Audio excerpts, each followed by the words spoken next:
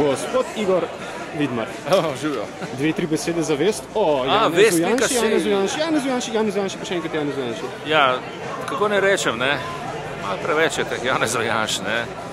Ok, upam, da ta knjiga ne bo spodbudila še katerega, ne?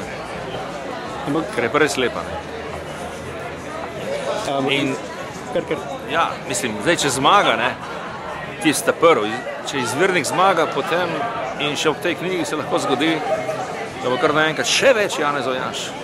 V bistvu bi imel lahko 2 milijona Janez Janš. Ja, v bistvu bi res lahko nekaj, ja, to je res, ta nevarnost resno obstaja.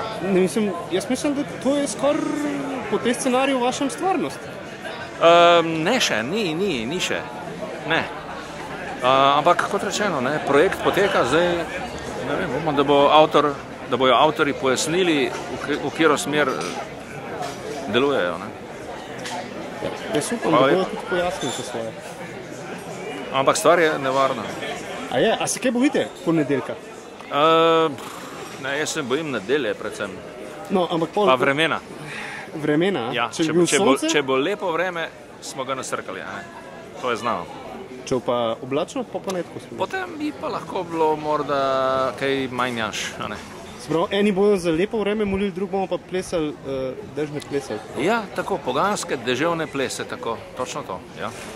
Jaz predlagam petek, soboto, poganski dežni plesi. Jaz se takoj pridružim, ne, še posebej, če bojo kakšne simpatične gospodične sodelovale, ne. Da je vse skupaj bolj okroglo, mično in pa poskočno. Tako. Ok. Dobro ste zadeli.